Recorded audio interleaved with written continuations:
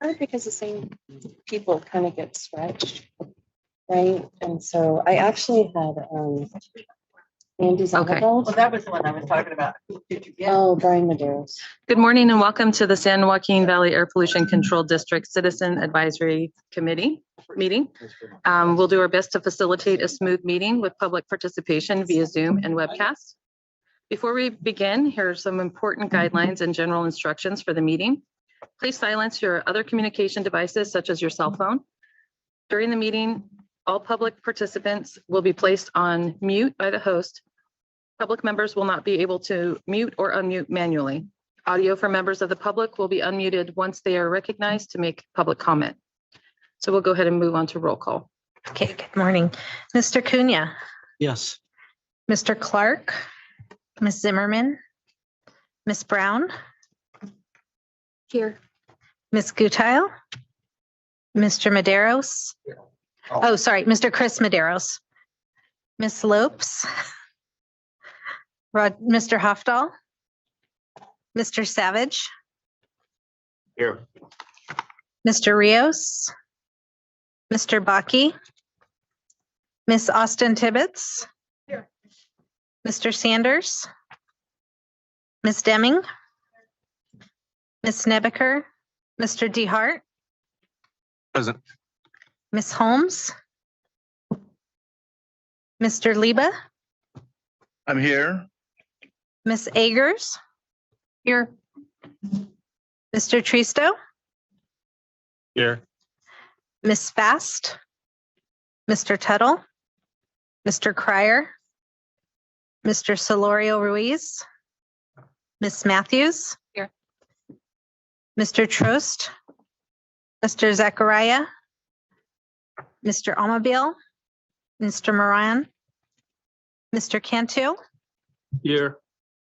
Mr. Fisher. Ms. Hernandez. Mr. Dennis Medeiros. Here. Thank you. The chair, we have a quorum. Thank you. If you could please stand for the Pledge of Allegiance. Salute.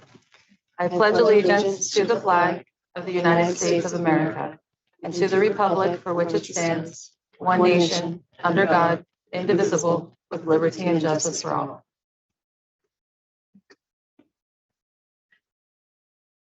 Thank you. I will now ask if there are any corrections or additions from the members to the minutes previously submitted for the August 5th, 2025 CAC meeting.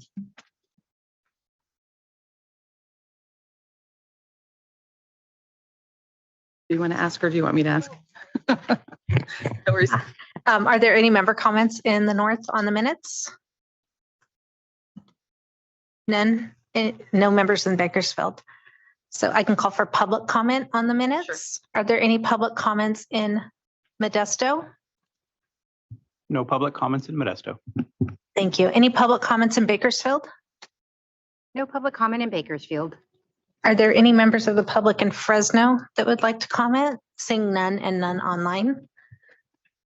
Okay, hearing none, the minutes are approved as submitted. So we'll go ahead and move on to public comment. Item 5. This time is made available for comments from the public on matters that are not on the agenda. It is requested that no comments be made during this period on items on the agenda. The public may make comments on each CAC agenda item during the time allowed for public comments. Attention is called to the fact that the CAC is prohibited by law from taking any action on discussion of matters that are not on the agenda. Go ahead. I'm going to go online first. I do see one online comment. Sorry. Cynthia Prieto. Go ahead. Hi there, can you hear me okay? Yes. Amazing. Good morning, CAC members, staff, and fellow members of the public. Thank you in advance for your time and consideration. My name is Cynthia Prieto Diaz, and I am a public health analyst and civic scientist with engineers and scientists acting locally, supporting the San Joaquin Valley region. I am here today as myself, representing my own views to urge the district to prioritize community health tools over expensive publicity. A couple months ago, I began seeing giant billboards featuring individual board members, which to me does nothing to address the immediate pollution burden felt by community. I asked this body to consider how that marketing budget could better serve a public rather than serving individuals. I recommend that in the future, money directly goes to tangible air quality solutions. For example, aggressively promoting knowledge related to indoor air quality. Please ensure the immediate distribution of any remaining clean room air purifiers go to high need vulnerable households. And second, we can invest in installing more air sensors and monitors across the valley, giving residents the real-time data they need to protect their families during bad air days. Finally, I am requesting that the district continues to actively support local grassroots efforts such as toxic air tours that educate and empower residents on local pollution sources. Investing in indoor air quality knowledge, purifiers, and sensors is a direct and immediate investment in the health of children and the elderly. I urge the district to put its resources into the community and the protection of it, not expensive publicity. And I am here and happy to be a resource for you all. Thank you so much. Thank you. Okay, are there any members of the public in Fresno that would like to comment? Seeing none in Fresno. Bakersfield, do you have any public comments? No public comment in Bakersfield. Modesto, do you have any public comments? No public comments in Modesto. Thank you. There's no further comments. Thank you. We'll go ahead and move on to chair comments. I have none at this time, so we'll move on to item 7, executive director comments. Thank you, Chair Matthews, and good morning. Hope everybody's doing well here. It's been a little while since we had our last meeting, so just wanted to give you a couple of quick updates on a few things. Did want to just mention just really quickly in response to the suggestions that were raised. A lot of the ideas that were raised by the earlier commenter are definitely things that are high priority to the district. We're actually doing quite a bit of work in essentially all of the areas that were mentioned around air purifiers, prioritizing those programs. We're continuing to seek more funds actively, actually, as we speak on many of the components that were raised. So definitely appreciate the comments, and we'll continue to engage locally with our communities. We have a very robust engagement happening, as you hear, every month at the CAC meetings, where we continue to try to enhance our work with communities and understanding concerns and then bring in resources. Just wanted to kind of acknowledge that. A couple of things in addition to that, wanted to remind the CAC about a really kind of I would say very broad ranging and I think impactful set of agenda items that are going to be at our upcoming October 15th and 16th study session. So that's next week. As you know, that meeting is one that is a tradition of the district that we've had here for a number of years, where we try to talk about items of strategic importance to the Valley across a variety of fronts. These build on many of the conversations that are had here and are generally items that are continuations of initiatives or areas where we might want to try something new, kind of in response to different opportunities that perhaps present themselves. I want to give you a quick summary of some of the agenda items on the agenda, and I really do hope, as in past years, that many of the CAC members are able to make it to the meeting and support the conversations. Some of the items that are on the agenda include wildfire prevention and response, which is a very active space. I know many of you here, work on a variety of fronts in that space. The Clean Air Act and its implementation sort of update and challenges. That's a very big item for the Valley, and there's always quite a bit going on with that. So I wanted to bring everybody up to speed on where those issues are. Getting an update and basically having a conversation about alternative fueling initiatives and opportunities in the Valley. This is an area where, given just how significant the mobile source emissions sector is, where technology is, quite a bit of opportunity in terms of technology advancement, quite a bit of challenge with respect to infrastructure. And so just really having a good conversation with, from everybody representing electric trucking to RNG trucking, and then also getting an update on the arches and hydrogen kind of space, some of the key areas that our board has been really interested in to try to be all in, on technology and just really thinking about, where do we go from here on those different technologies. So that's going to be a really, I think, robust discussion. We have an item on some of the major ag land transitions that are going on. So basically, it's a very complicated topic, but when you look at what's happening with Sigma and the fallowing, the challenges around the phase out of open burning, which the final piece of which was put in place at the end of last year, the beginning of this year, and just the variety of challenges that are facing Valley agriculture in terms of responding to all these different issues. And the reality, which is that we have a lot of organic woody waste in the Valley that some of which has solutions and there's a lot of great work that's going on in dealing with that waste, but also a need to really keep thinking about, what are some of the solutions, what are some opportunities for really trying to respond to quite a range of challenges that are facing Valley Ag and kind of others that are communities that are really impacted by these different initiatives. So there'll be some interesting panel members kind of talking about, some of the opportunities with bioenergy and some of the other alternatives that are being developed. There's also an item on the Healthier Living Schools program. That's a program that we continue to evolve. And kind of to my earlier comments, we partner very closely with schools throughout the Valley. We have about an 80% of all Valley schools are partners in the Healthier Living Schools program. We want to get that to 100%. But through that program, we work very closely with them to look at everything from air quality information, including, for example, working with them on understanding some of the new air monitors and technologies that are out there and how those can be used, along with other strategies to keep informing parents and administrators and students, when air quality conditions are not great out there, but also when it is good and really encourage, that activity out there and helping support just a healthy approach to looking at air quality. And so that's been something that we take a lot of pride in. It's an award-winning program, and we want to not only provide a progress report, but also talk about where do we go from here with that program. Then lastly, an item on public communication of the Valley's air quality progress and continuing efforts to deal with the remaining challenges.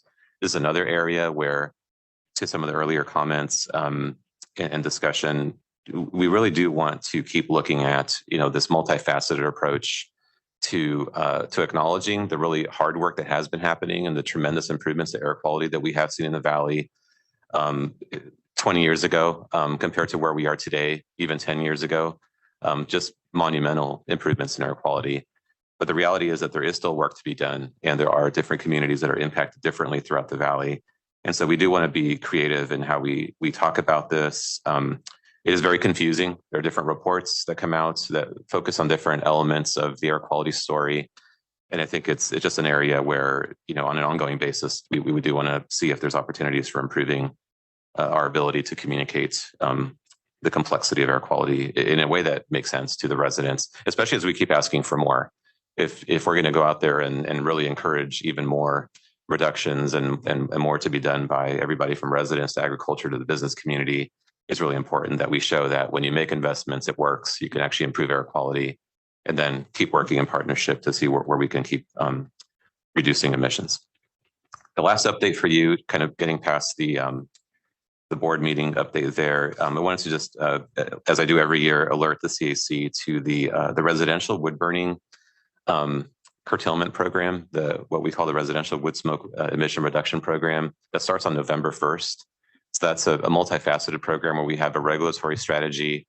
When days go above certain levels with PM 2.5, we do call no burn days. We also couple that with incentives for residents to transition to different technologies away from wood burning or cleaner wood burning if you're in areas where you don't have access to other technologies. And then we also do quite a bit of outreach. Use a multi-pronged approach with outreach to get the message out there to residents about the importance of reducing wood burning. And just really, it is a key part of our PM strategy in the winter season.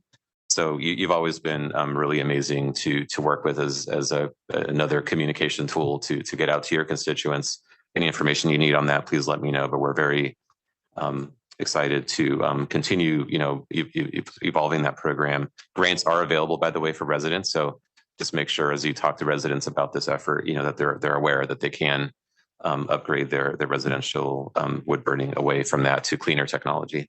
And with that, I'll turn it back to you, Chair. Thank you so much for the time. Are there any questions or comments from Modesto? Seeing none, any questions or comments in Bakersfield? Seeing none, any questions or comments here in Fresno? Thank you so much. Through the chair, I just wanted to note for record, Mr. Baki is in attendance in Bakersfield now. Thank you.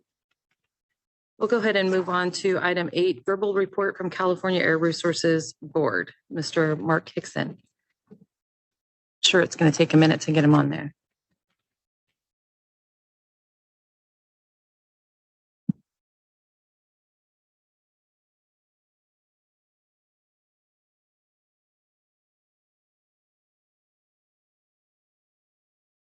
Should be joining, and then also Miss Ott from CARB.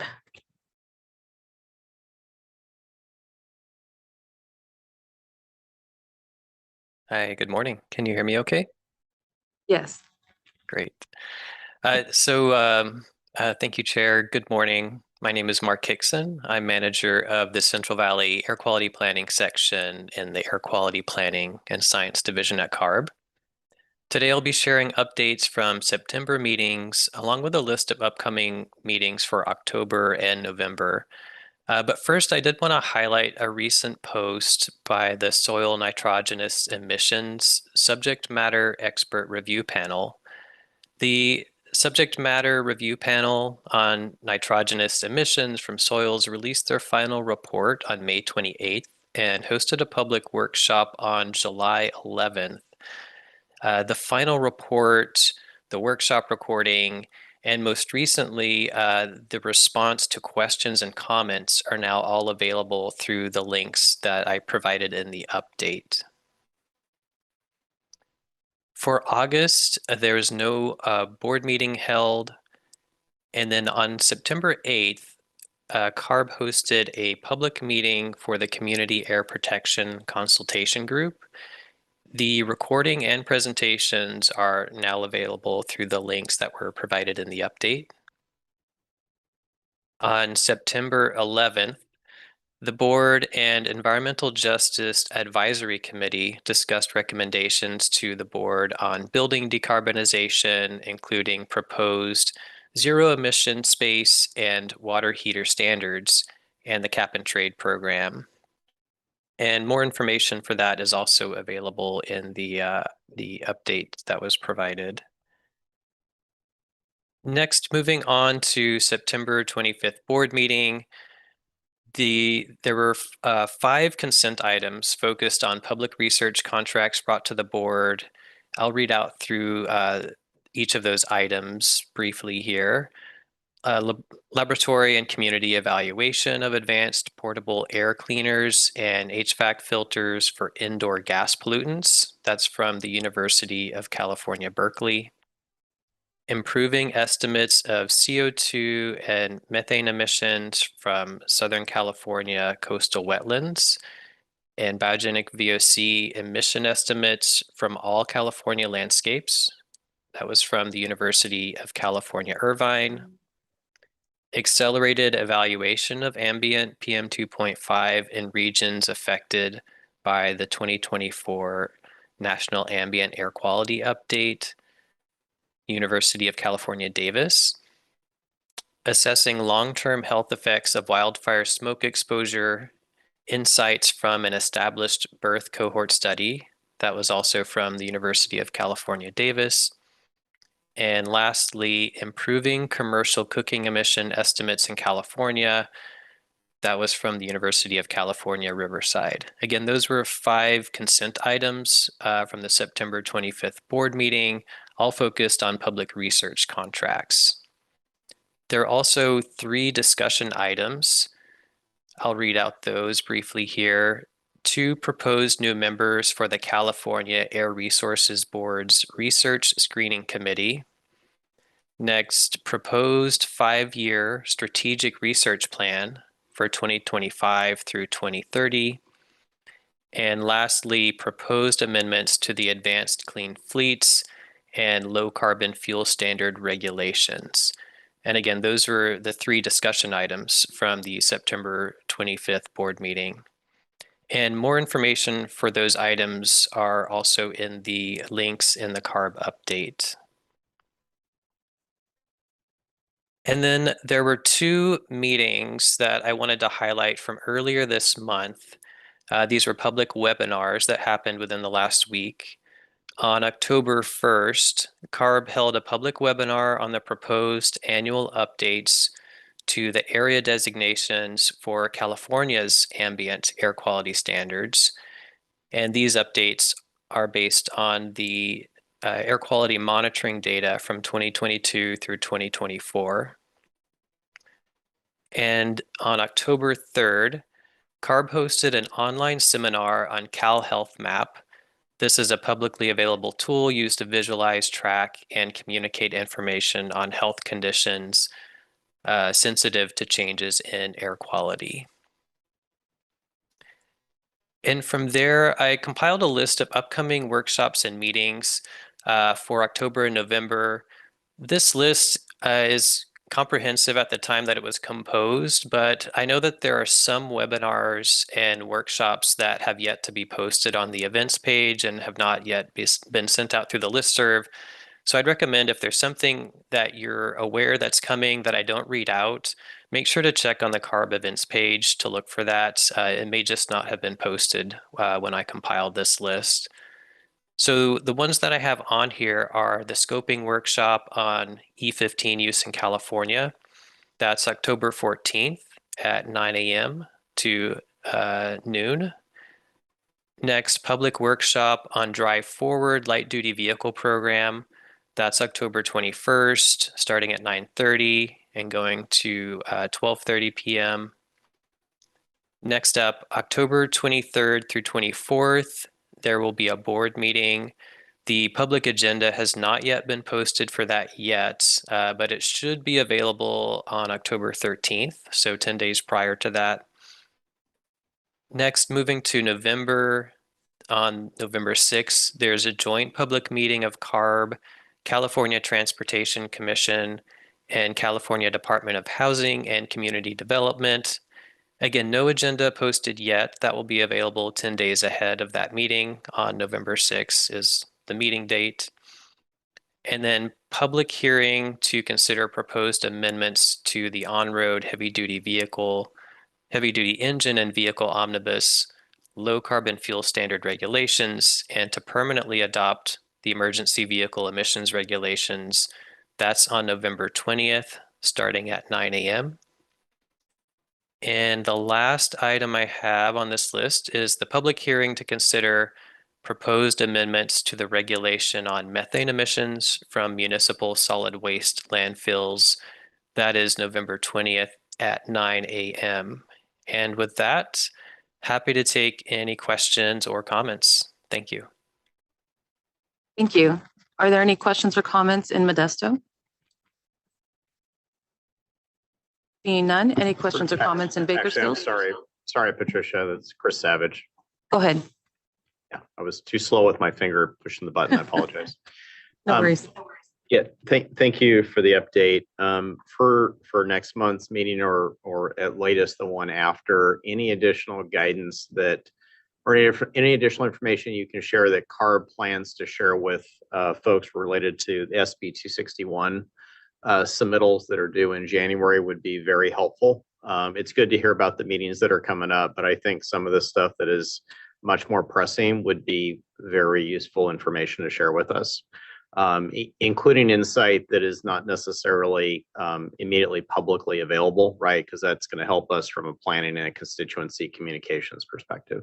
Thanks. Yeah, great. And so for SB 261, for CAC, we're not meeting in November, right? But would information in December be helpful for that?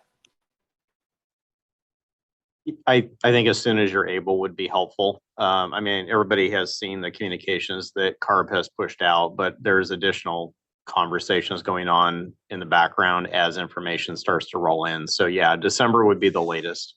So Okay. Thank you. Great. Thank you. Thank you. Any other comments in Modesto before we move to Bakersfield? Okay, we'll go ahead and go to Bakersfield. No comments in Bakersfield. Any comments in Fresno? Mr. Cunha? Yes, thank you. Mark, well done. My God. It's great to see a great report and activities occurring with CARB and everything. I have a few items.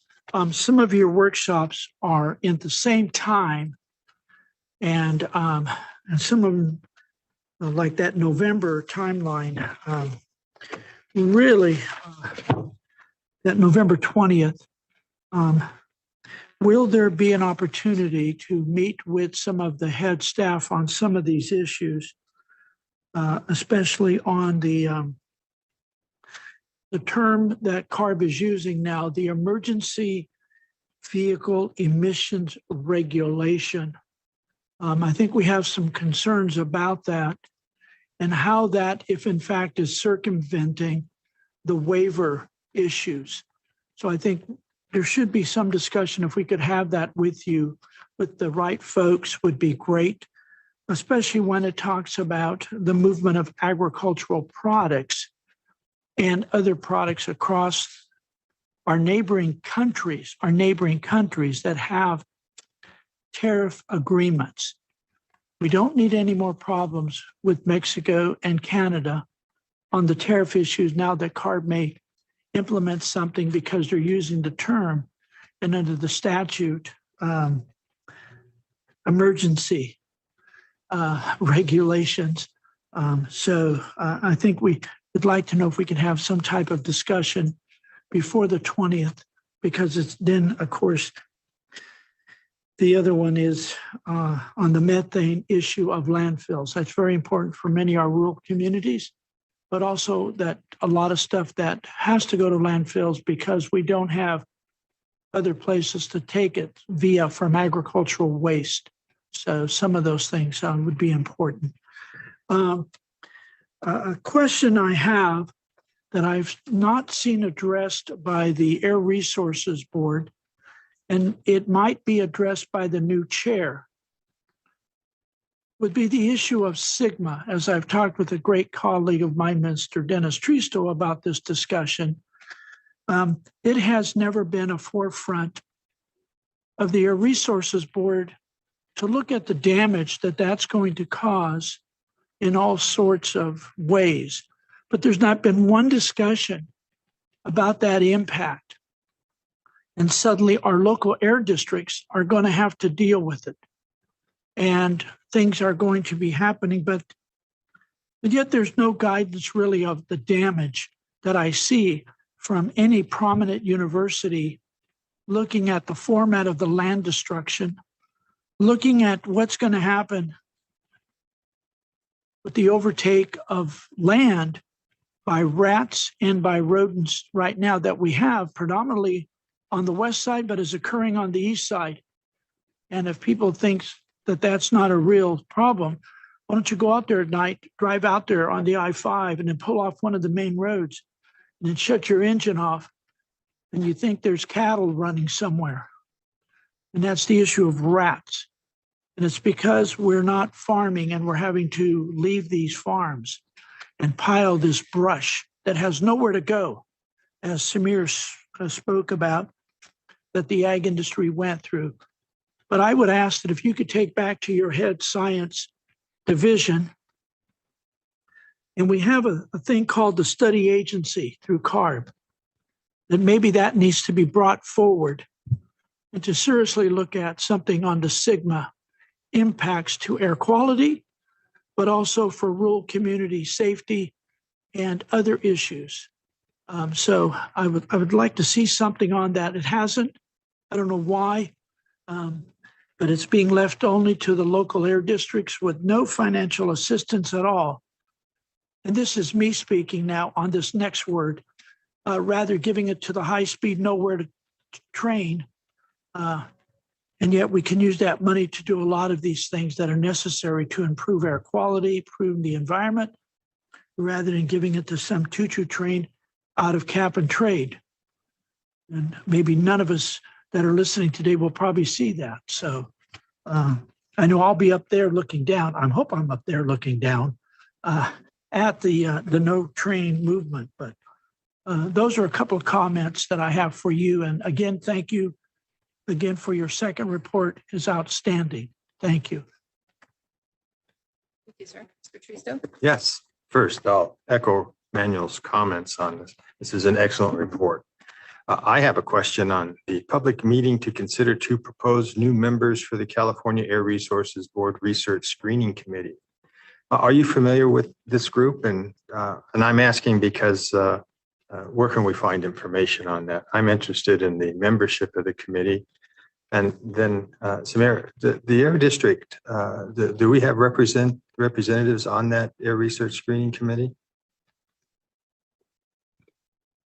Let me to answer that first, Chair, before I turn it back to Mark. Yeah, we currently don't. I can tell you that the research team, has and continues to interact with us quite a bit about the priorities. And so I think that there really is an opportunity, as to Manuel's point, in any other areas where there's interest by the CAC or the district staff. We definitely do keep that communication open, but we don't actually have any official members on that team. So that's something I think in the future we may want to take a look at. But Mark, did you want to talk a little bit about just a little bit more about the structure, if you have any information on that, and what the process maybe looks like for somebody who may be interested in that?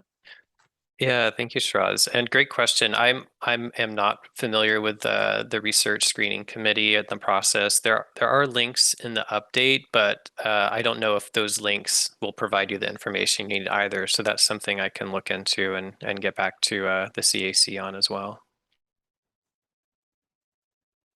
Samir, is there still a synergy between the Ag Tech advisory group here and the research committee?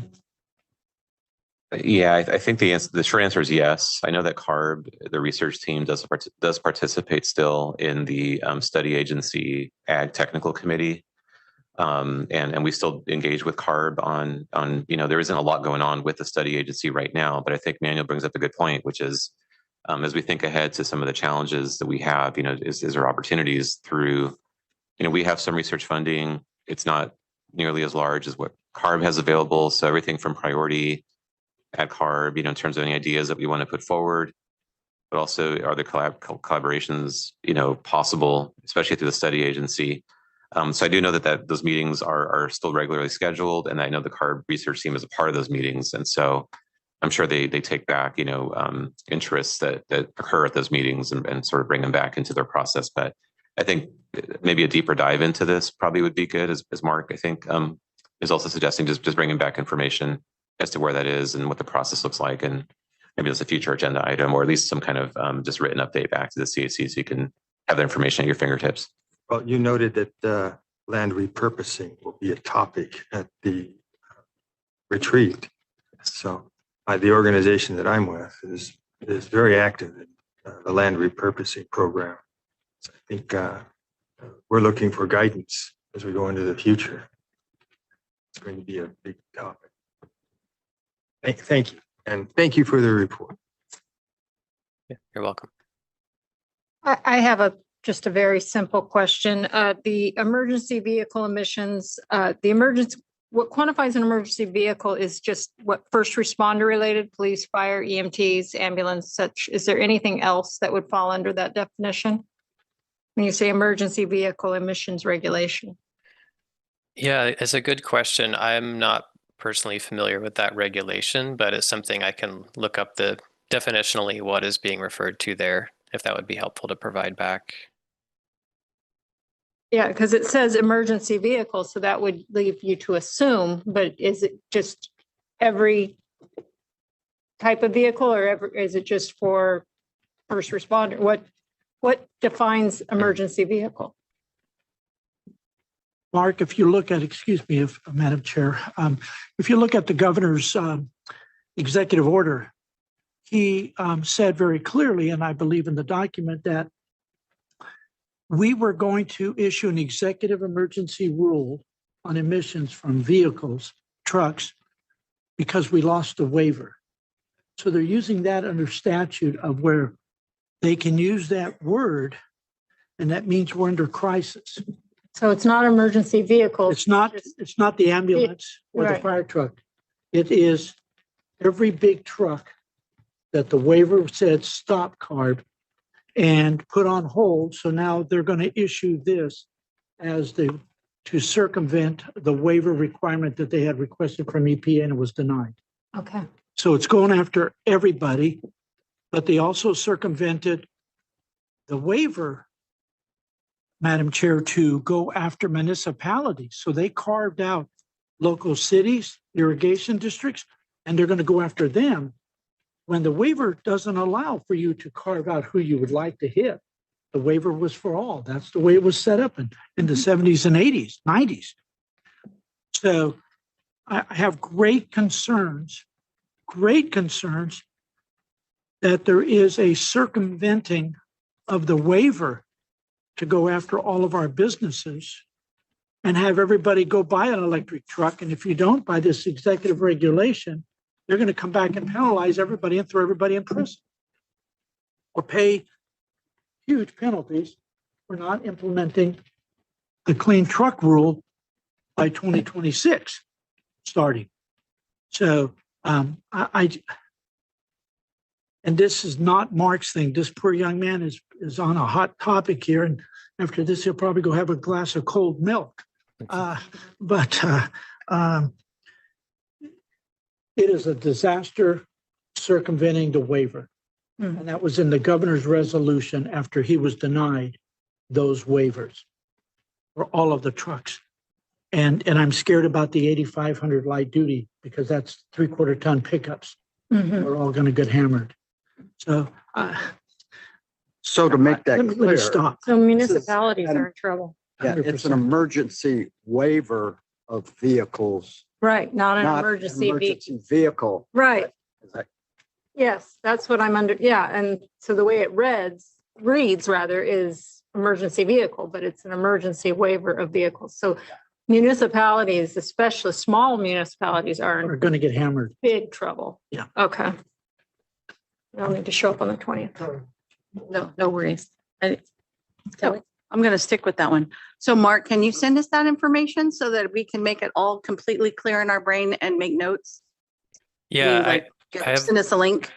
Yeah, thank you. Yes, I made a note for myself to follow up on how this is defined so we can clarify, is this emergency vehicles or an emergency regulation? I think it's important distinction there that folks are noting. So I will look that up and pass that along.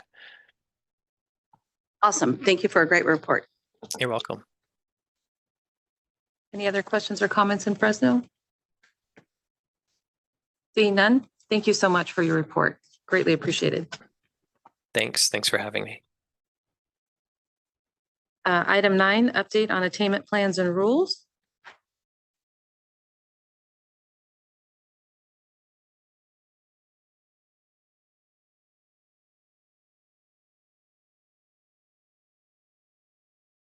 Madam Chair, members of the committee, thank you for having me this morning. Tim Franquist, the Director of Air Quality Planning here at the district. Just giving you a brief update on some of our planning rule actions in the past couple of months. So starting in September, EPA did approve the district's 2023 1-hour ozone maintenance plan. Huge success there.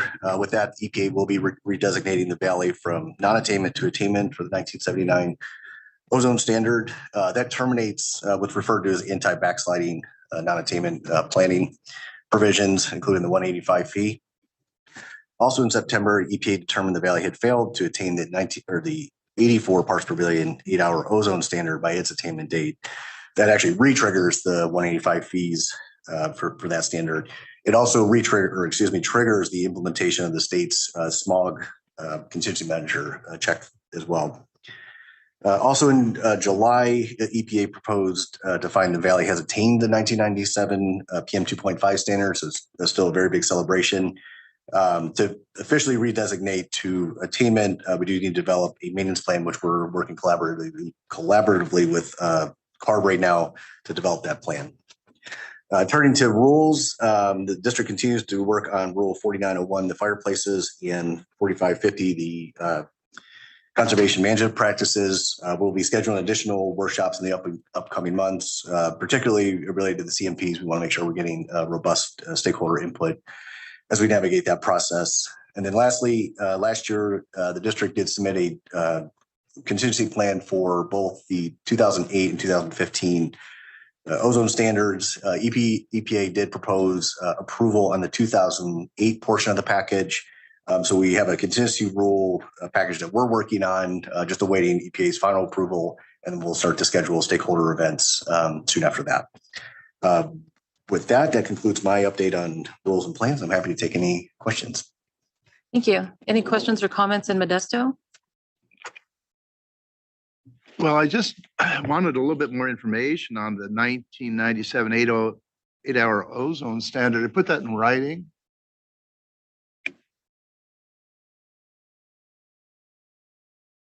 Maybe I can take that. Hi, Ned. Good to see you as always. So we're happy to put, whatever you'd like in writing. I think that, for example, the item that we're going to have at the upcoming October board meeting, that the written staff memo that goes along with that item on the Clean Air Act implementation should have a pretty good section in there to, that kind of itemizes where that standard is, as well as some of the other standards. So I think that probably would be a good resource that might help answer any questions you have about that. Just to give you a little bit more on that 97 standard, I think just for the benefit of kind of in response to the question and for the other members here.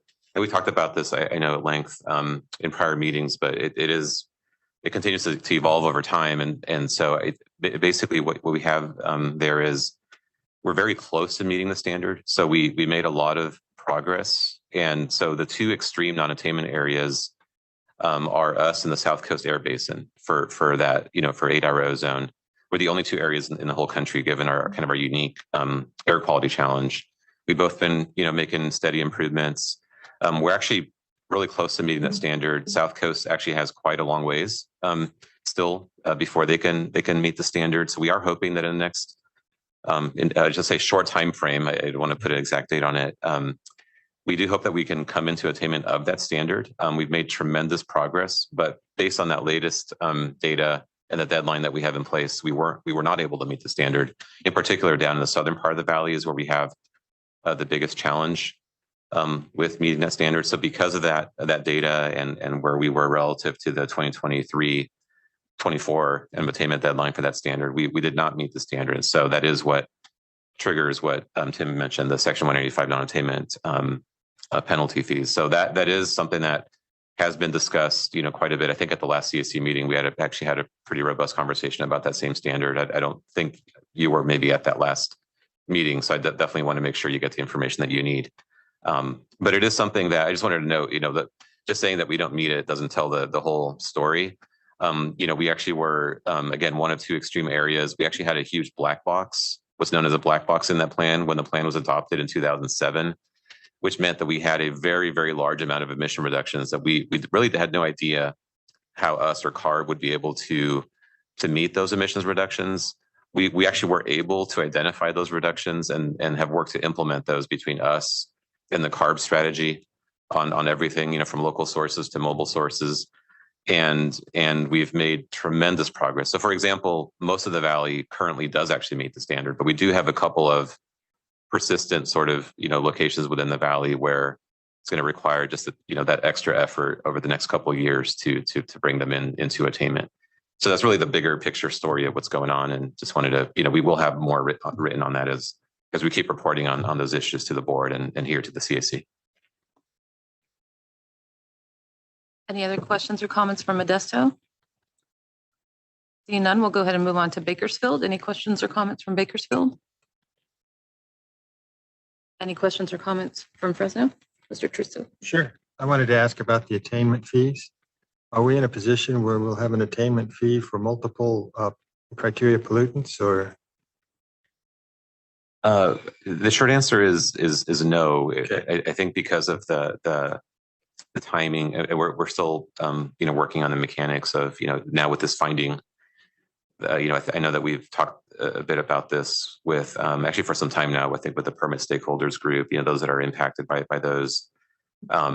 There is the sequence that's happening where we are able to show attainment, and EPA has found that we've met that 1 hour standard, which is the where the current fee is in place, that is going to be turned off while the new one is going to be turned on with a finding of failure to attain for the 8 hour ozone standard. So that there may be some, there is going to be some level of overlap there, but essentially, with the turning off of the 1 hour fee and then the turning on of the 8 hour fee, there really shouldn't be that overlapping situation, moving forward. So we could talk some more, I think, offline if there's, more specific questions around that, but that is something that is definitely being worked on right now between us and EPA to make sure that sequence, happens in the best kind of way possible. Thank you. I had two other questions. One is, do we know the amount that the fee has increased to? Yeah, there are. The short answer is we don't know yet, because it is based on the fee. Just to give a little more information, is based on you look back at sort of the most recent relevant year, kind of under the rule, and there's reporting that comes in from facilities, whatever facilities are subject to the fee.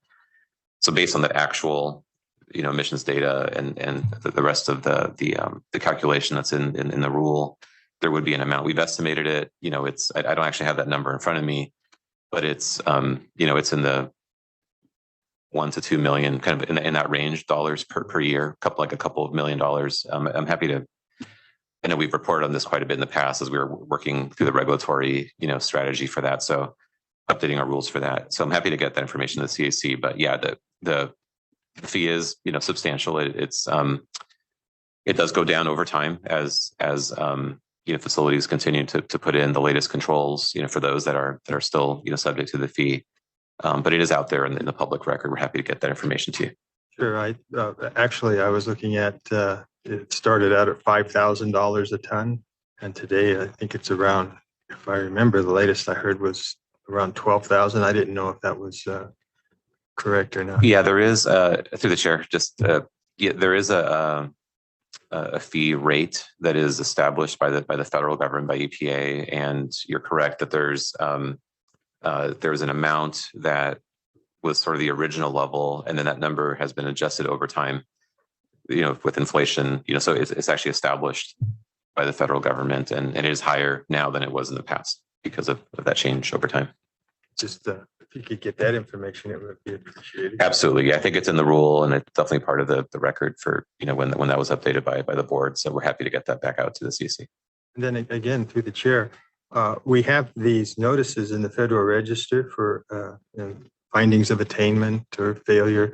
But does the district write comment letters and submit to the Federal Register, or is there a need for this body to write a comment letter to the Federal Register, like hey, we support this decision? Through the chair again, just yeah, the answer is yes. We often do write comment letters. It really just depends on the specific action and whether or not there's something that we think would be helpful in deliberation, on that particular issue. But we often, for example, and I'm pretty sure on things like a proposed finding of attainment, we'll generally write a supportive comment letter on that. Or when there's a proposal that could be better informed by something that maybe was missed in the proposal, we will often write comment letters on that as well. Now, to your second question, with respect to the CAC and whether I don't recall the CAC having weighed in on proposed federal actions in the past. I don't think that there's anything that precludes the body from taking a look at these issues. So in the future, if there is something that's of particular interest to the group, we're more than happy to engage and provide whatever information you need to deliberate. Maybe think about something that you may want to weigh in on that. So just I don't think it's been. And I'm looking to others here that maybe have been on the body for a long time, if they want to add to that. But it's something that we're certainly open to. As we do with these regular updates, we can do deeper dives on some of these issues, and if there's ever interest in that, we're happy to support that.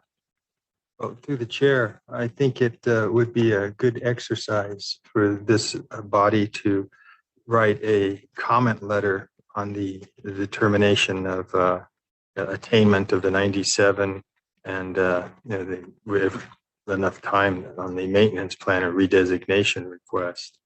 Just to go onto the record, because it's an opportunity to lay out the improvements that the Air District has made. Through the chair, I think one thing we can also do is talking to Tim here offline is when there is an open comment period, we can probably add a little bit more detail to our updates as well. So you can see, what the date is, for example, when comments are due. And that way, either as a body or individually, you can also, kind of decide, whether you may want to weigh in on behalf of your constituent group. Well, I think the comment period may be closed for this one. That's something we'll take a look at that and get information out to the membership right away if it is either way. But in the future we can certainly add more information to these updates. My understanding is the first one on the list here, the 1 hour maintenance plan, that the comment period is open. Correct me. Yeah, we'll get back to you on that. Yeah. The other ones are closed. Yeah, I think, Samir, that if we go way back when we first started it, the 97 plan has always been an issue. I mean, we've never, every year, we're getting closer, and we finally, and I think even Mr. Lieberman is, I think, the last comments he made was that we achieved a great achievement on this and with all the work everybody's done. But I think maybe if it's something, Madam Chair, that we keep a focus on, is that when we do have an opportunity, I think it's valued for us to comment from the CAC because of its diversity and to put into the Federal Register at least the accomplishments that everybody did to get to that level. I mean, it's not been easy. That's for dang sure. So I would recommend that we keep that on an agenda item and that Samir kind of give us a guidance, Tim, on what is available to comment on. And we do that. I think it's important for this body so we can show the people that we represent that we are doing things and we do and acknowledge what the great accomplishments that this district has done over the years, without saying how many years, I think is really is needed. So that's my comment in supporting Mr. Trisso's comment. Well, I just wanted to add that this report is very good today, and I understand and appreciate the work that goes into summarizing all this. So thank you, Tim. Just wanted to, I'm sorry, through the chair, apologize. I just wanted to note that those first two actions on the document, which is a 1 hour, the reason, I guess is the final action to approve the plan, the redesignation for the 1 hour standard, as well as the finding of failure to attain the 97 8-hour, those are both open for commenting. So we'll get information, more specific information out on the Federal Register action and kind of details about how to comment. I think just given like where we are with this meeting and the time sensitivity of that, we'll at least make sure you have that information so you can take a look at that and see if you may want to weigh in. Thank you. Okay, next we have item 10, appointment environmental representatives to the Environmental Justice Advisory Group. Shiraz. Morning, Chair, members of the committee, Ryan Hayashi, Deputy Air Pollution Control Officer, and I'll be talking about appointment of Environmental Justice Advisory Group representatives from the CAC. As a bit of background, the Environmental Justice Group advises the district's governing board on opportunities for making improvements to programs, policies, and activities that help improve the quality of life for Valley residents, especially in low-income and disadvantaged communities. It includes 6 members from the Citizens Advisory Committee with 1 primary and 1 alternate representative from each of the CAC's 3 interest groups. The 2-year term of the environmental interest groups primary and alternate representatives will expire at the end of this month. A recommendation needs to be made to the governing board for either new or continuing appointments.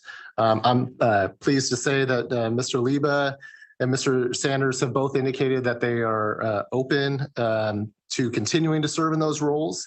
And Mr. Liba has served as the primary representative since October 2023, and Mr. Sanders has served as his alternate. The district is asking the CAC to consider whether current representatives will continue or if new volunteers wish to step forward. A formal action such as a motion or a vote is needed to confirm the recommendation that would be forwarded to the district's governing board. At this time, I'll turn it over to the chair for discussion. Thank you.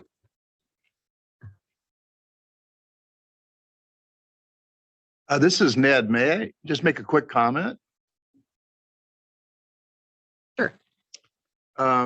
Yeah, I'm happy to serve, but I must tell you, if there's someone else who wants to, the one I think contribution I made of some significance is in the mission statement of the Environmental Justice Advisory Group, that the first priority should be for health effects. And that was missing.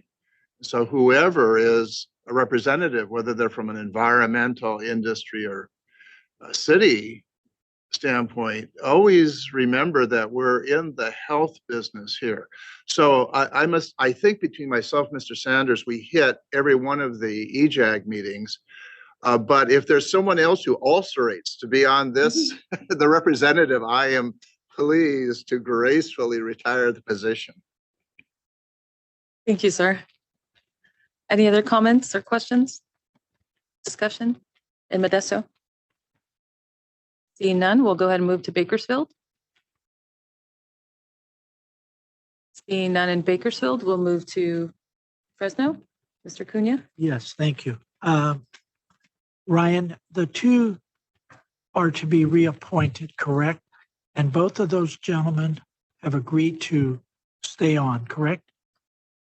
They have both demonstrated a willingness to continue to serve in their respective roles. So I would move to accept their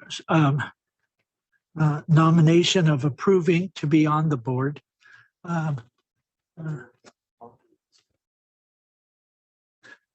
Well, we can have a motion and then we can have discussion as well after. Yeah. So that's my motion, that we would accept these 2 gentlemen's yes to stay on the board. That's just a motion at this time. I'll second. Now we can have discussion. Okay, we have a motion and a second. Is there any discussion, further discussion in Modesto? Any further discussion in Bakersfield? Any further discussion here in Fresno? I personally would like to thank the individuals who have volunteered for this. And I recognize the amount of time that's put forth to attending and the work on it. Excuse me. Okay, so with the motion, I'll call for public comments. Bakersfield, do you have any public comments on this item? No public comment in Bakersfield. Thank you. Modesto, do you have any public comment? No public comments in Modesto. Any members of the public in Fresno would like to comment? Seeing none and none online, I can call for roll with the motion from Mr. Cunha, second from Ms. Deming. And this is to reappoint Mr. Liba and Mr. Sanders as the CAC environmental reps to EJAG. Mr. Cunha? Yes. Ms. Brown? Yes. Mr. Savage? Yes. Mr. Baki? Yes. Ms. Austin Tibbetts? Yes. Ms. Deming? Mr. DeHart? Yes. Ms. Holmes? Yes. Mr. Liba? Yes. Ms. Agers? Yes. Mr. Tristo? Yes. Ms. Matthews? Yes. Mr. Cantu? Yes. Mr. Maderos?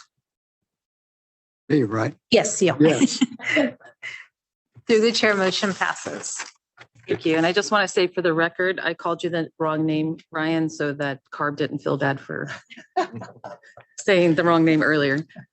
Through the chair, can I just say, just wanted to thank the two members for we couldn't have these meetings without volunteers. And I say that like with air quotes, because I know Ned was more than willing to also, and Mr. Sanders as well. It is time consuming, and I really appreciate just a commitment by all the members to supporting these really important processes. Really appreciate that. Thank you. Yes, thank you both. Item number 11, Valley-wide fall outreach updates. Good morning. How's everyone? Nice to see you. My name is Heather Heinz. I'm the program manager for outreach and communications. And it is my pleasure to be here with you today. I'm going to steal a little clicker from you. All good? Okay.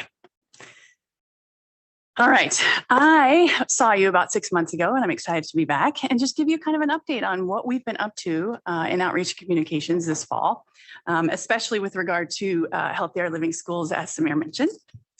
First and foremost, just a little refresher. What is the objective? We work hard to encourage the public to take action to improve air quality.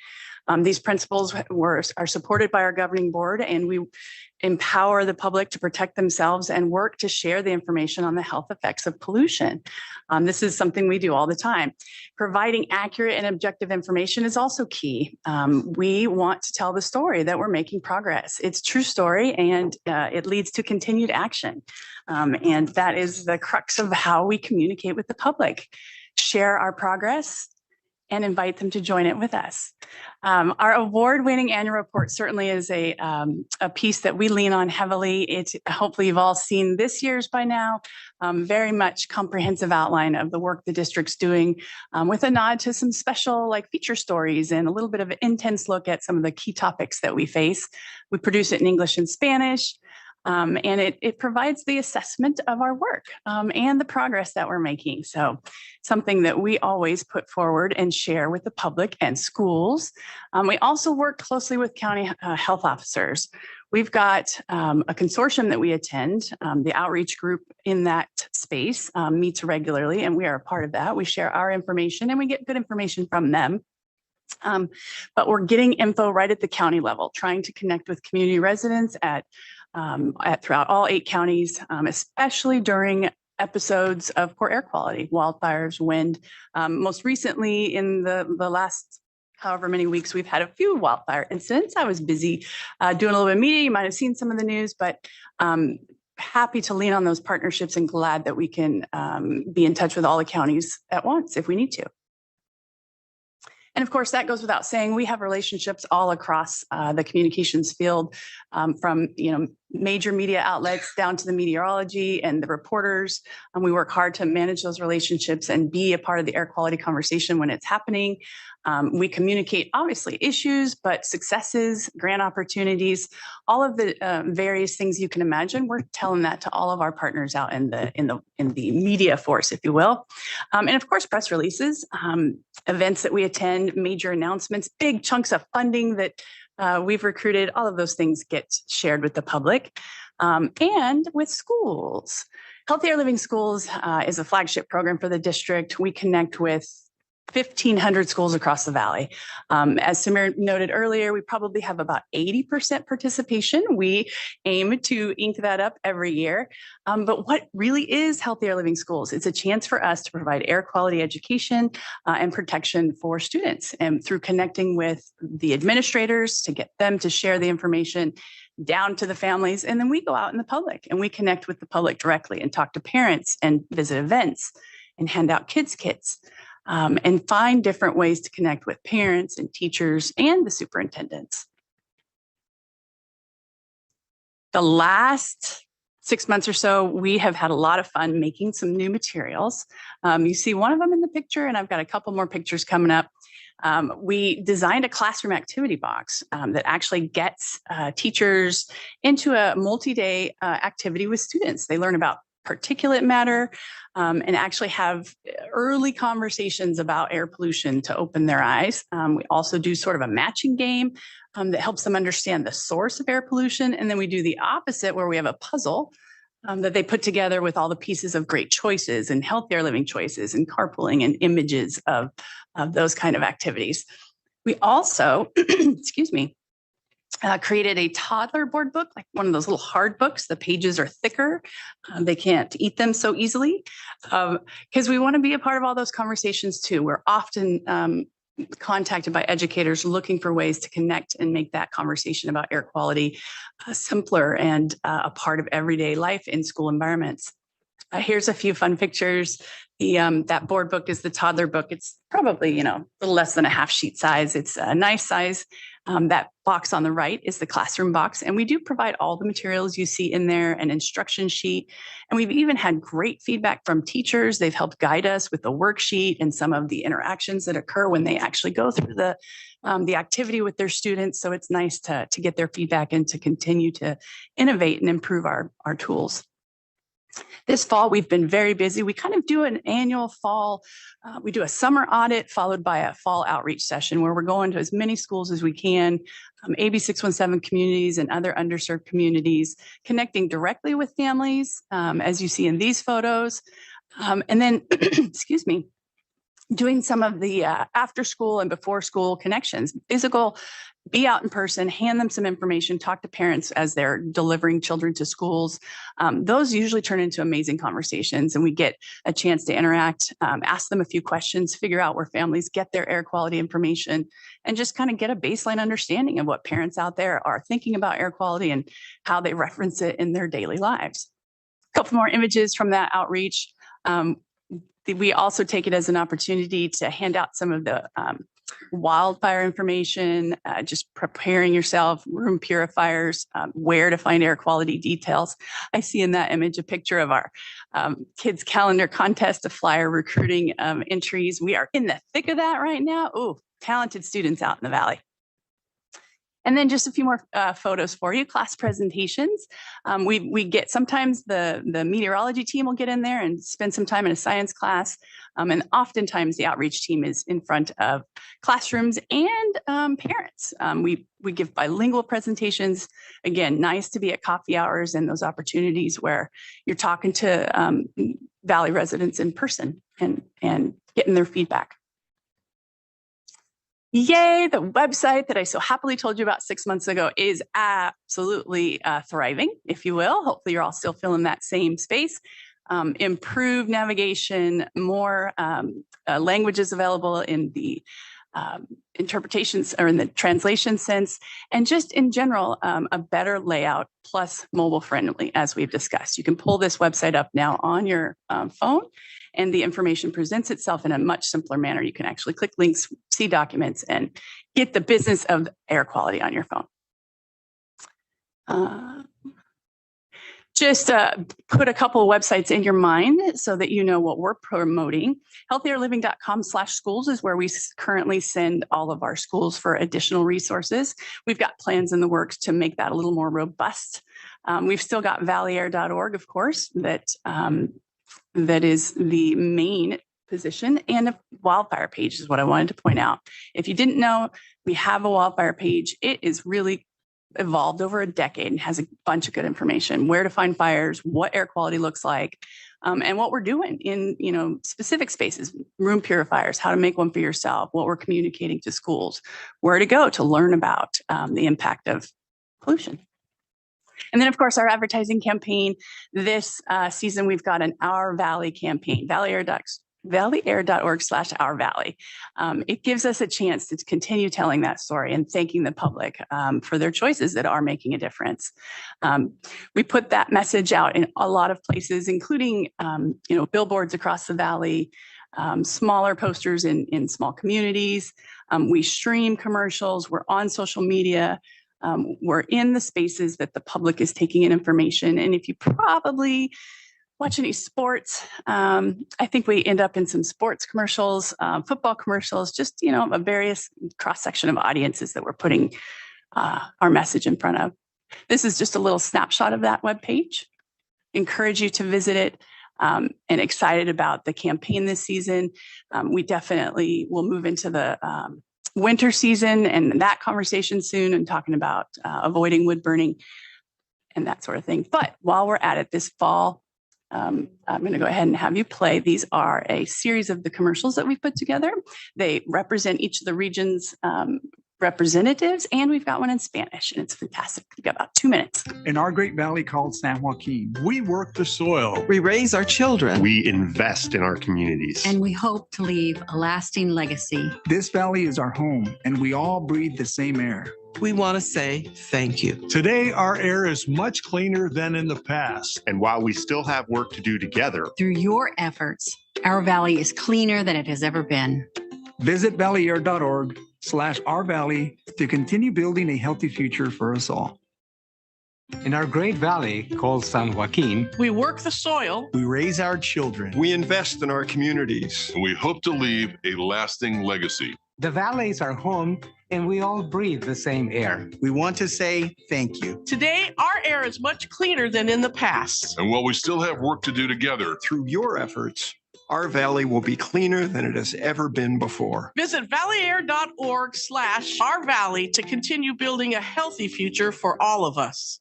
In our great valley called San Joaquin, We work the soil. We raise our children. We invest in our communities. And we hope to leave a lasting legacy. this valley is our home, and we all breathe the same air. We want to say thank you. Today, our air is much cleaner than in the past. And while we still have work to do together, Through your efforts, our valley is cleaner than it has ever been. Visit valleyair.org/our valley to continue building a healthy future for all of us.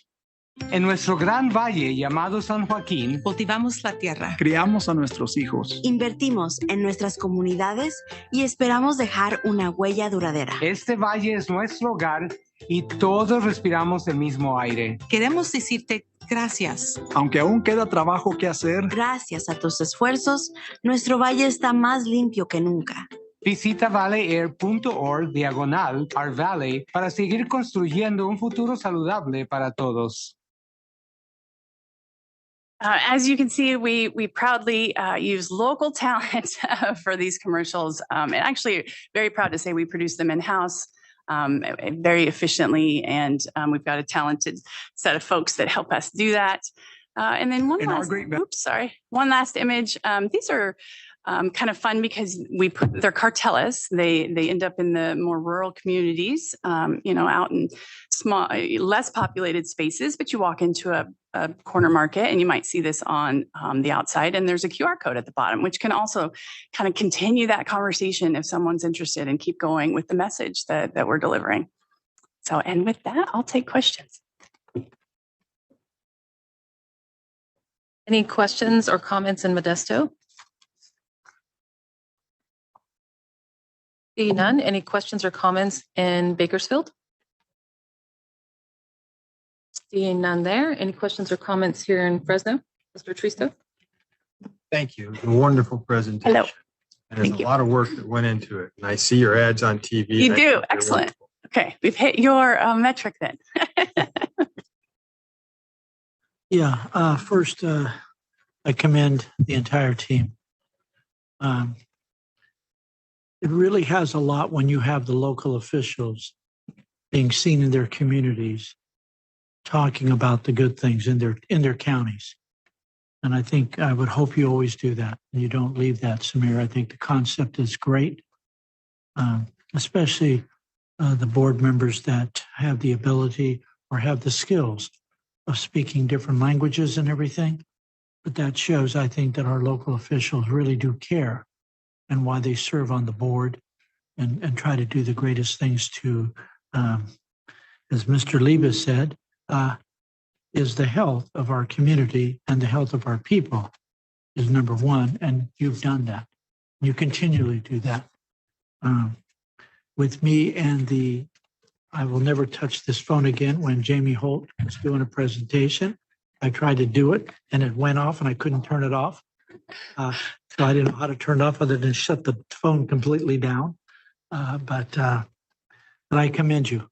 Your entire team have done a great job. 80% of the schools, and I think that's really an accomplishment. I think that's great. And getting that 100% eventually, I think is even more because I know you're not stopping. I think the wildfire smoke part of it has really added to your entire, I think, portfolio of information giving and how people can go. Because I know our farmers use it. Our construction people use it because of requirements out there of knowing what the daily smoke index is for their employees. So it's easy to go to that. And again, you've made a very simple process. And Madam Chair, I think it's a great presentation. I think well done, and the entire San Joaquin Valley Air District deserves credit up from the south to the north and here in the central. So thank you. Thank you. Follow up.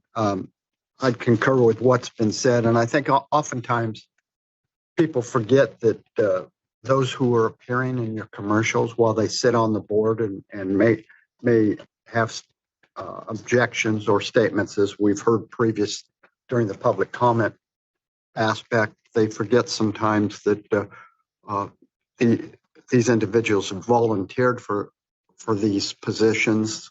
They've willingly come forward and spent time and are working towards the betterment of what it is that the Air Pollution Control District is doing. So there's a balance there with what, yes, there's this exposure, but the exposure is beyond just what's in their best interest. It's in what's in the best interest of the community at large. And I don't know if you have any comment in that regard, because I know there's a dual, there's the primary purpose is to get the word out. And who better than the individuals that are sitting on the board itself? Exactly. And they're Valley residents themselves. Yep.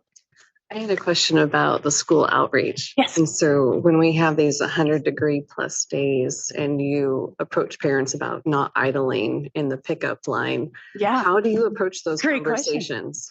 So it's a very real conversation. Certainly walk up to a car that has maybe an infant in it, and we're like, absolutely, we understand what's happening in this space. We try to give a nod to being realistic, and for several years we've given out little fans. I may have mentioned that in a different presentation, but they have both an Android and an iPhone plug, and so we're like, hey, maybe if you cut the engine, here's a fan, let's cool you off, or come different timing, and then basically start sharing the education, use that as the opening to the conversation, recognizing that we're real and it's hot and we get it. We're not just, blanketly trying to, make statements. We want to support you in that action too. Good question. If I can just add, if there's some type of mechanism or way that you can communicate with us on the schools that you don't have currently participating, if there's a way that you can reach out to maybe the individuals that are in that area to maybe help bridge that gap, I think most of us would be willing to help in that aspect. Thank you. Thank you. Fantastic. Thank you so much for your presentation. Keep up the great work. Off my mic, whoops. Okay, we'll go ahead and go on to item 12. Verbal report on state budget and legislative session.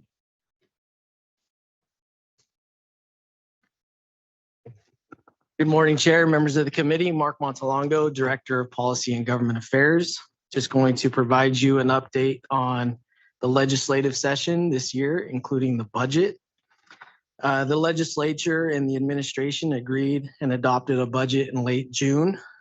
The district has been advocating for the reauthorization and securing of ongoing cap and trade funding for cost-effective clean air programs, such as Farmer Community Air Protection, which is our AB 617 program, in addition to alternatives to open burning and Clean Cars for All.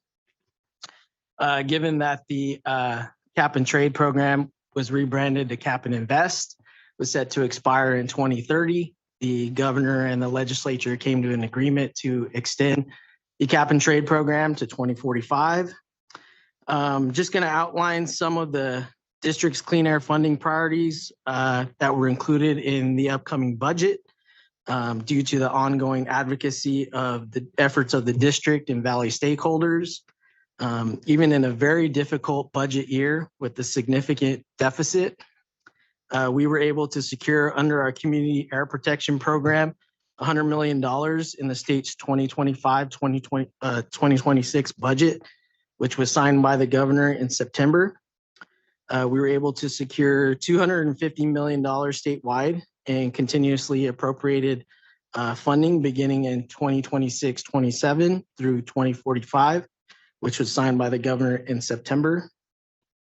We were able to secure Clean Cars for All funding, $25 million in the state's 25-26 budget, which was signed by the governor in September as well under SB 105. Clean Cars for All program is a very popular program throughout the valley. We've been able to replace over 9,000 older high polluting vehicles with newer and cleaner alternatives. Although not all of our district air quality priorities were funded through the reauthorization of the Cap and Invest program, there's approximately $1 billion in greenhouse gas reduction funds the district will aggressively advocate for to ensure programs such as farmer and alternatives to open burning are funded. As it relates to the state budget, I want to thank the CAC, the chair, and the CAC for your role in submitting letters outlining our clean air priorities. So I want to thank you for that. To the chair. Were you done there, Mark? Yeah, go ahead. I just wanted to just as Mark sort of relatively new in that role. Tom Jordan was in his role, prior, and so this was definitely a great year for Mark to really just get immersed in budget and some of the policy things that were going on, with Cap and Invest, Cap and Trade. Just want to acknowledge, Mark's efforts and also second his acknowledgement of the CAC once again this year, taking positions in support of, some of the clean air funding priorities.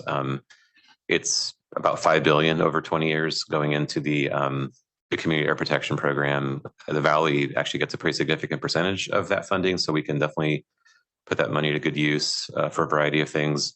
So I think that was definitely a significant milestone. In the past, we'd argue every single year for funding in that program just to kind of compare, where it is with the new reauthorization and where it has been in the past. Just want to acknowledge that effort, and definitely took a village, a large stakeholder coalition, kind of across the board to make the case for why clean air, should be a priority. Unfortunately, farmer was not funded, and we do think. Just want to make one last comment on that piece, as well as alternatives to open burning.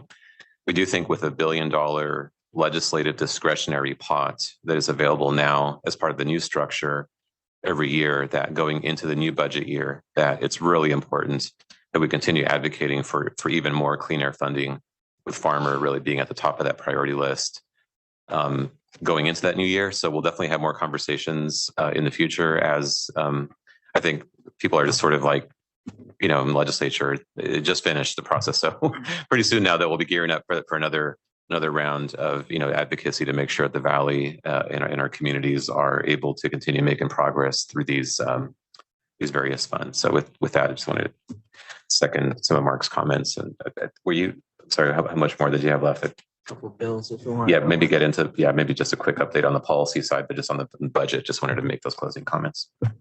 Yes, thanks, Samir. So that was it on the budget side, just outlining a couple of bills here. This year, there were 2,200 bills that were introduced covering a variety of topics, given 30% of the legislature was in their first term. So there was a lot of education that was going on in terms of the district's jurisdiction and role.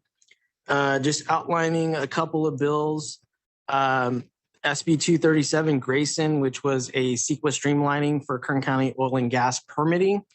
This bill basically deemed Kern County's supplemental recirculated EIR sufficient for oil and gas activities. It covers approximately 2,000 permits.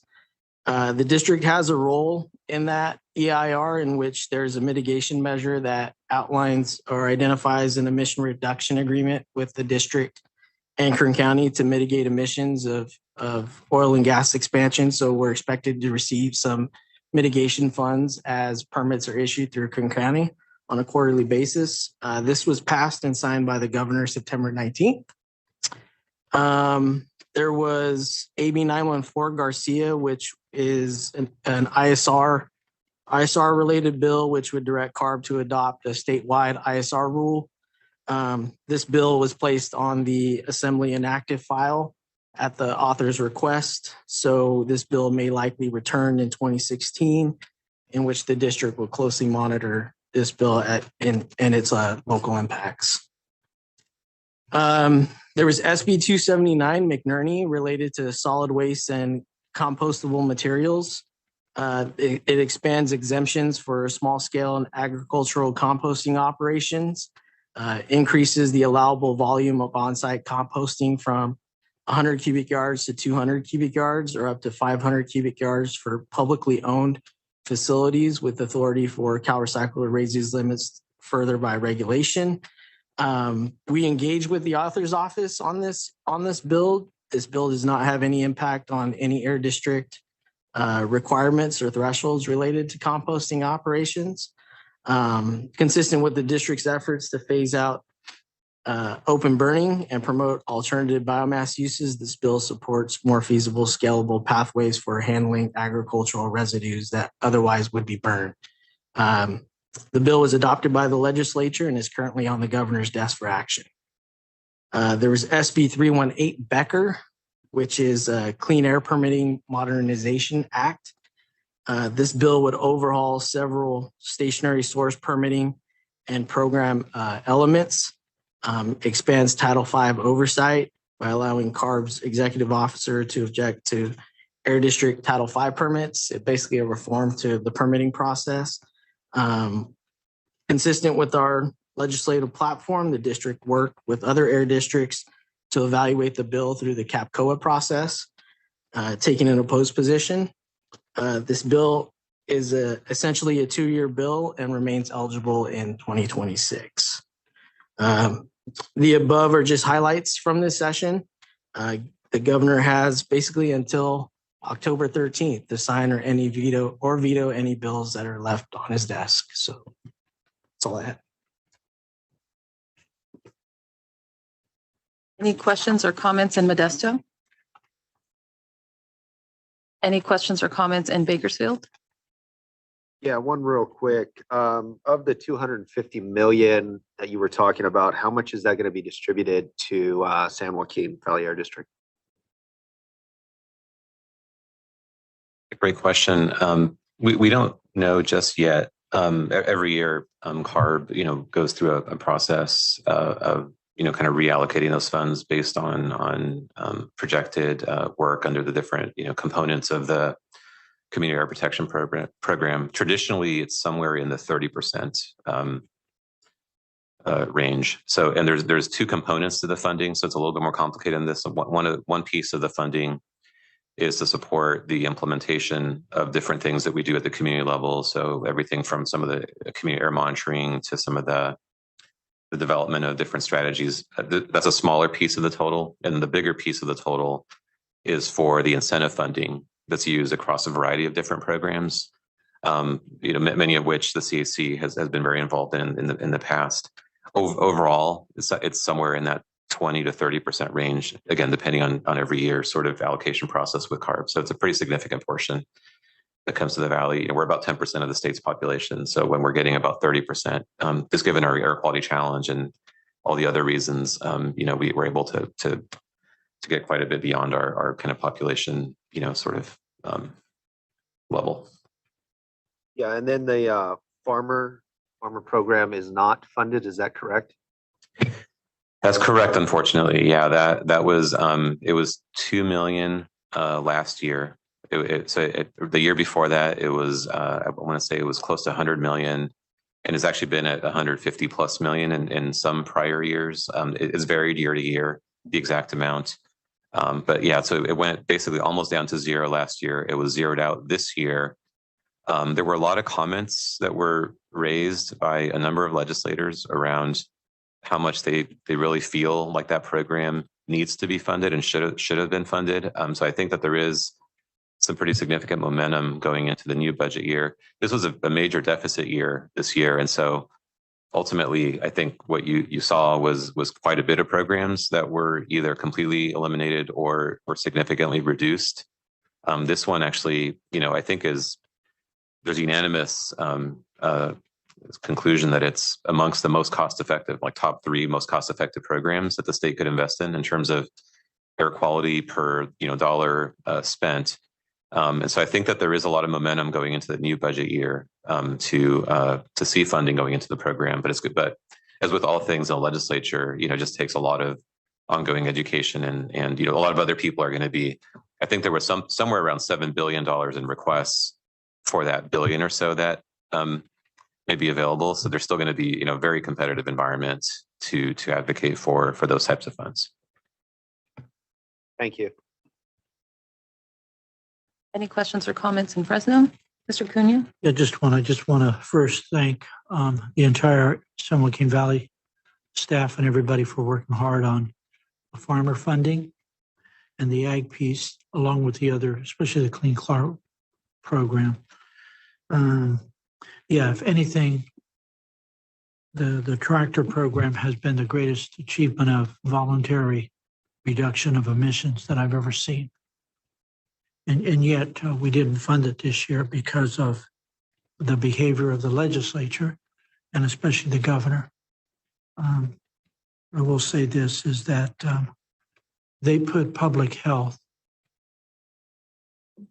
on the back burner, and they will support redistricting areas for political purposes, but they put the air quality of public health second to their own redistricting congressional areas. Very, very sad that they could spend $200 million on that, and yet they can't spend the money on clean cars, air monitoring, or air filters for homes, and definitely the farmer program. And here we stopped burning all ag waste. And so the governor and the legislature believes that redistricting and the choo-choo train is more valuable than the public health that we've done a great job improving. So I want to acknowledge the Air District, Samir, your entire team, the board, for standing up, because I heard a lot from people in Sacramento. And I thank you very much for all the work you've done, and especially to continue to support our industry called agriculture, and secondly, our rural communities. So thank you. Mark, I've got a really easy question for you. 100 million, what was that allocated for in the budget? The 100 million is for the community air protection program this next fiscal year, or 25-26. That's statewide.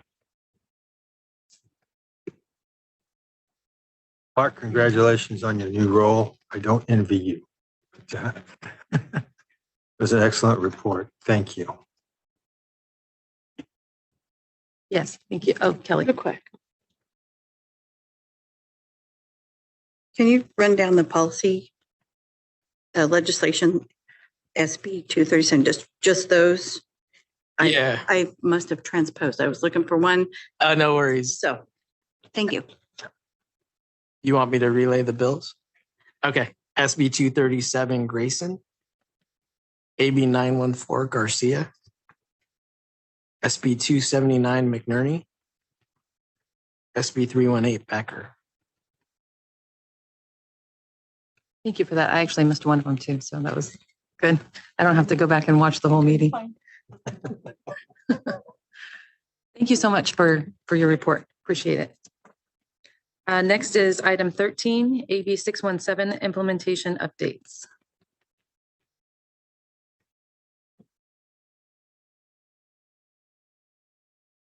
Hello, good afternoon, Chair, members of the CAC. My name is Stephanie Ng, and I'm the Director of Community Strategies and Resources here at Valley Air District. And I'm here to provide you all an update on the AB 617, or Community Air Protection Program, since our last meeting.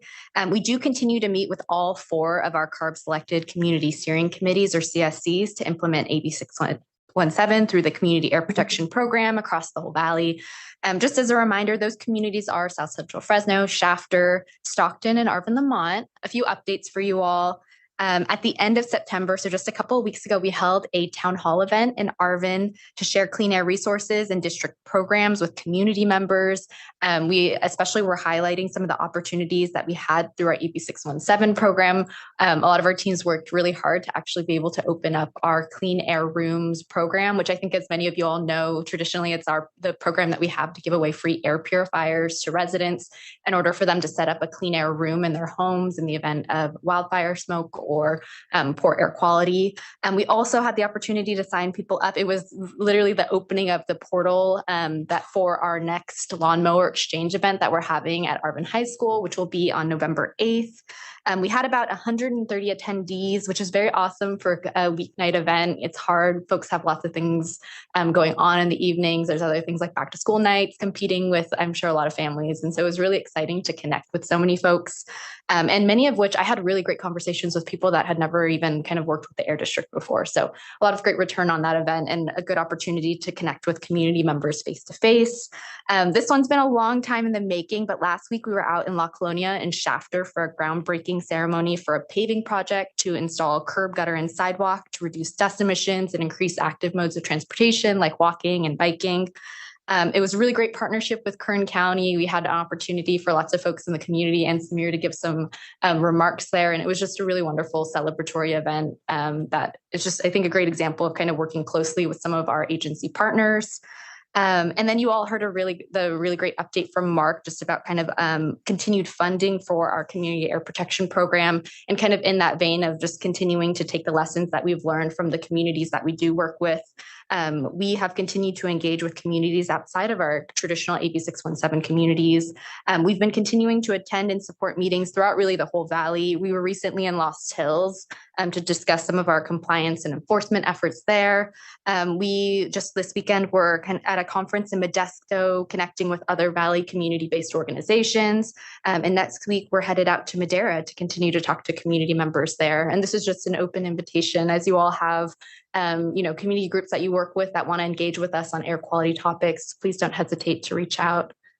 And those are all the updates that I have on the district side. We do also have Brian Moore from the Office of Community Air Protection with CARB here to provide an update as well. Hi, good morning, everyone. Thanks, Stephanie. And I just had two pretty quick updates. The first one was on the community air protection budget. I think Mark and Samir did a great job covering that. So I can skip to my second. So a big thing that we're happening statewide is that at CARB, we have restarted our community air protection consultation group. And this is our multi-stakeholder group that helps advise us on the program design. So members are from academia, nonprofits, community-based organizations, industry, as well as air districts. So Ryan Hayashi is on that. And actually, Stephanie, you're at our first meeting. So we did have our first meeting with the new members on September 8th. And I passed along to Air District staff a link where you could watch the video or look at the meeting notes for that consultation group meeting. And the first meeting pretty much just covered meeting procedures, developing a charter, and a lot of kind of record keeping and admin work. But our second meeting will be happening as December 3rd, and that is going to be down at our Southern California office in Riverside. It is also will be virtually available to attend. And so once we get all the details set for that meeting, I will forward on the meeting information to this group in case anyone would like to check that out. And other than that, that is all I have, and I'm open to answer any questions you may have about this or about the budget as well. Thank you. Any questions or comments from Bakersfield? Any questions or comments from Modesto? Seeing none. Any questions or comments from Fresno? Oh, go ahead. Thank you. I appreciate your report, taking the time to talk to us about it. Sure, thank you. Yes, thank you both. I don't know why I keep trying to turn my mic off. Number 14, Outreach and Communications Report.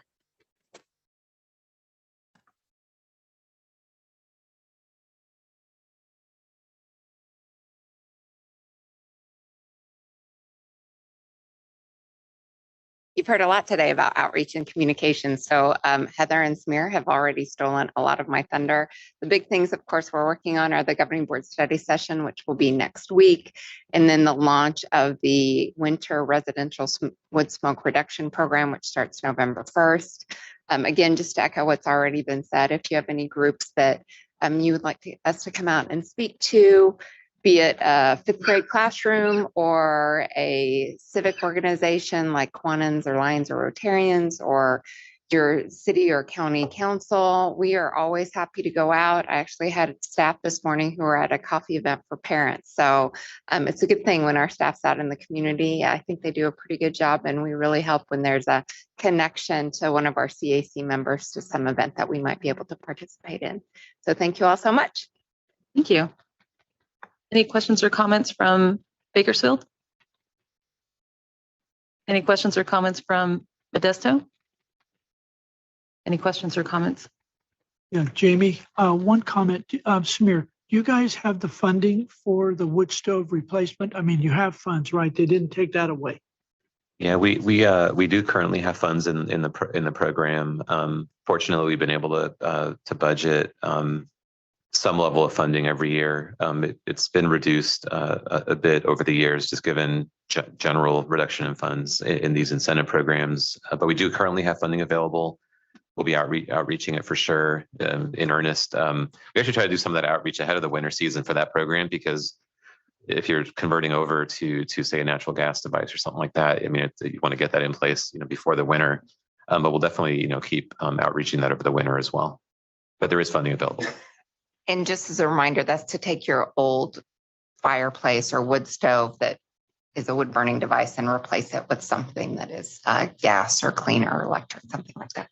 And just want to make sure, like everybody, just a reminder, there's different options available depending on, if it's an urban kind of area, there's a set of available options. But if you're also, say, in a foothill community or mountain community, getting into, say, a pellet stove or a kind of a cleaner wood burning device where maybe other options don't work.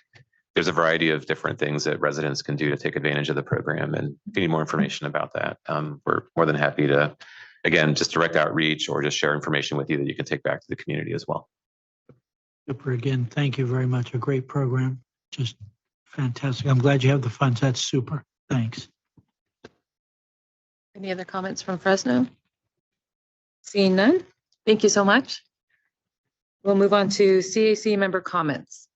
I'm not sure if there's anybody left in Bakersfield, but just in case, any comments from Bakersfield? Seeing none, any comments in Modesto? Seeing none there as well.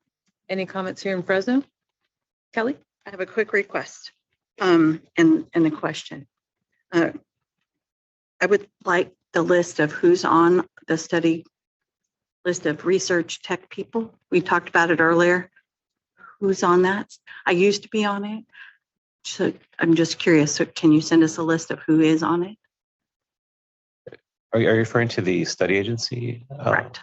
The ACTA committee, perhaps, or which Whatever of the, we were talking about earlier when there's also Chris Savage was asking all of those really important questions. Yeah, and I think Mr. Treestyle was also asking about the research screening committee.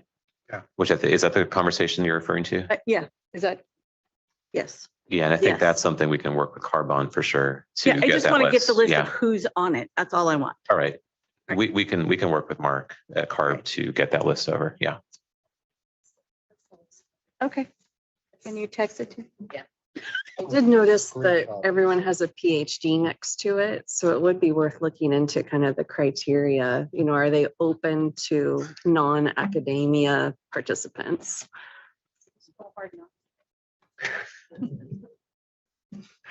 Perhaps.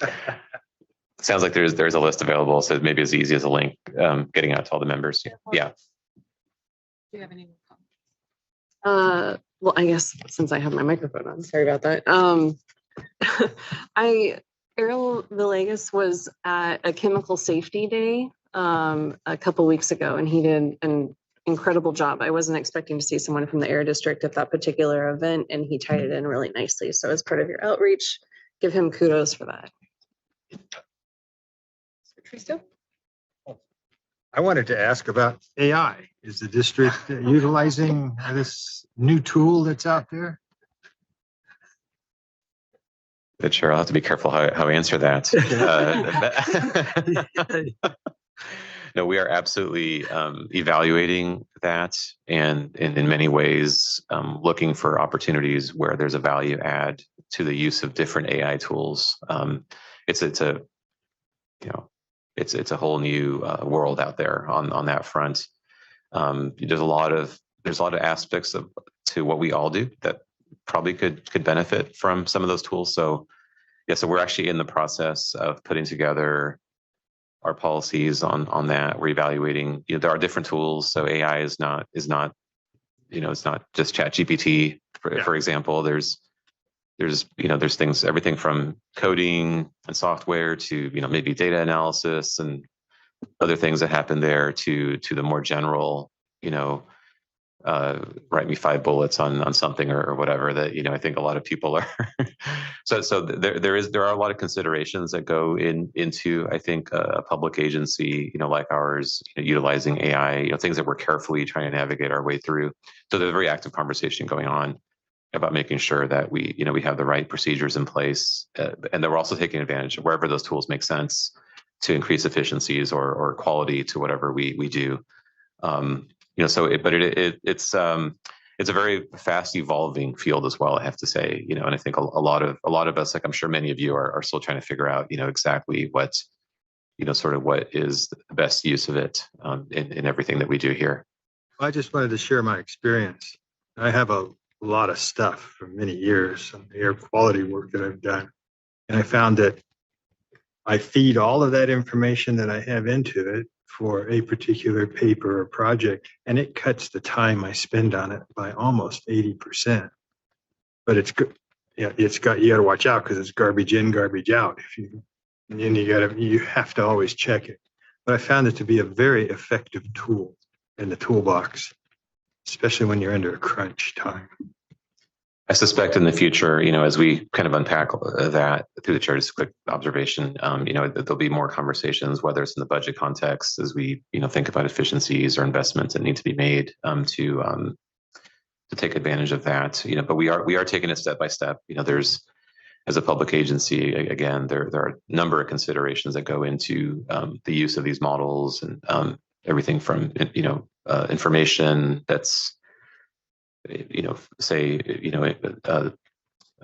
uploaded into the models and how that information is protected and attribution when it's used in certain contexts, and just so I think that there's a lot of potential there, but I also think overall as with other agencies, and certainly I imagine companies and other entities out there, we just have to make sure it's done through a step-by-step process. We got to keep up too. There's a lot already happening in that space. So, thank you, Mr. Cunha. Yeah, Samir, only one thing for next week is the summit, right? Do you know if ARB will have their new chair coming? Do you know if they've corresponded to the district about, will she be attending? Do you know, or? Yeah, through the chair. We do anticipate some really strong representation from CARB at the meeting, particularly on the first day. There's going to be a number of items. It's a kind of a tentative agenda at this point until everything is sort of worked out in terms of all the various presenters on panels, depending on the items. But essentially, we think that on the first day that which is where there also is an item for CARB and EPA to provide updates. I didn't mention that earlier, but it's a standing item that we've always had, is having our state and federal partners be there to share, anything that may be happening kind of at their level. We do think that CARB will be well represented at leadership levels there. So, and we very much appreciate, tentatively, we do have Dr. Cliff and Chair Sanchez committed to coming. I think with scheduling, we definitely understand that it's I think this would be just a few weeks on the job for Chair Sanchez. So we know that her schedule is extremely impacted. So we're very honored that she would make the time to be there, because we do think there's a lot of important topics to be discussed, and it would be a great educational opportunity as well to hear locally from the Valley about what issues we have here and what some ideas might be. The other issue that I think, just to let you all know, with the shutdown, the federal government shutdown still in place, we do think there's going to be some potential challenges with EPA participation at the event. Just a heads up on that. The longer that the shutdown goes on, so I don't have a crystal ball really on that one. And then there's other I think agency partners that we hope would be able to make it. We've had, for example, USDA in the past at the meetings when we talk about some of the ag-related issues. So there should be a good mix, and in the past, CSC members a number of you have been able to find time to get up there, if not for the whole meeting, at least parts of the meeting. So if you want more information about the logistics, or just when it might make more sense, if you have any particular interest on the agenda, feel free to reach out to me. Happy to talk to you some more about that. Thank you very much, Madam Chair. Thank you again for a great meeting. Thank you. We'll go ahead and adjourn the meeting. The next meeting for the CAC will be held on Tuesday, December 2nd at 10 a.m. Thank you all.